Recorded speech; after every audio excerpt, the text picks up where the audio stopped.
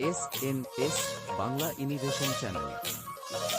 সিংহের পর জঙ্গলের নতুন রাজার মুকুট কে পরবেন তা নিয়ে একটি হাসির গল্প। জঙ্গলের গভীরে রাজা লিও দ্য লায়ন ঘোষণা করেছিলেন যে তিনি শাসক হিসাবে পদত্যাগ করছেন। তার উত্তরসূরি হিসাবে প্রাণীদের পরামর্শ চান। তখন পশুরা উল্লাস করছিল এবং প্রত্যেকে রাজার সিংহাসন দাবি করতে শুরু করল। সব প্রাণীরাই বলল, আমরা রাজা হতে চাই। তা নিয়ে সিংহ বিপদে পড়ে গেল। তখন তিনি একটি দুর্দান্ত প্রতিযোগিতার প্রস্তাব করেছিলেন। বিজয়ীকে নতুন রাজা বা জঙ্গলের রানীর মুকুট পরানো হবে।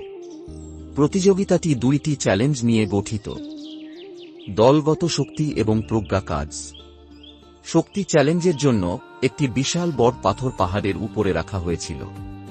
যে পাথরটি সরাতে পারবে সে প্রতিযোগিতায় জয় হবে। প্রথমে গিয়েছিলেন বাঘ। তিনি তার শরীরের সমস্ত শক্তি ব্যবহার করে পাথরটিকে সরানোর চেষ্টা করল, কিন্তু তিনি ব্যর্থ হলেন। এরপরে গেলেন হাতি। তিনি তার ট্রাঙ্ক দিয়ে সমস্ত শক্তি ব্যবহার করে পাথরটি সরানোর চেষ্টা করল, কিন্তু তিনিও ব্যর্থ হলেন। এরপরে গেল শিয়াল। তিনি তার সমস্ত দল নিয়ে একসাথে শক্তি দিয়ে পাথরটিকে ধাক্কা দিলেন এবং পাথরটি সরে গেল। প্রথম রাউন্ডে শিয়াল জয়যুক্ত হলেন। দ্বিতীয় রাউন্ড হচ্ছে একটি ধাঁধা। বিজ্ঞ বুড়ো বানরের কাছ থেকে ধাঁধাটির প্রশ্ন নেওয়া হল। ধাঁধাটি ছিল, আপনি যদি এটি ছেড়ে দেন তবেই আপনি কি রাখতে পারবেন?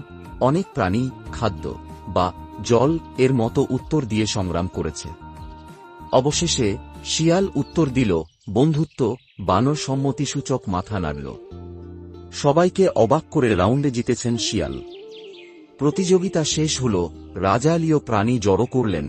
বাঘ এবং হাতি দুর্দান্ত শক্তি দেখিয়েছেন এবং শিয়াল প্রজ্ঞা এবং দলবদ্ধতা প্রদর্শন করেছিল। কিন্তু একজন প্রকৃত শাসক অন্যদের একত্রিত করেন। জঙ্গলের নতুন রাজা হল শিয়াল। প্রাণীরা উল্লাস করেছিল এবং শিয়াল বিনীতভাবে মুকুটটি গ্রহণ করেছিল। তার নেতৃত্বে জঙ্গল সমৃদ্ধ হয়েছিল। সবাইকে শিক্ষা দিয়েছিল যে এমনকি ক্ষুদ্রতম প্রাণীও সবচেয়ে বড় পার্থক্য করতে পারে।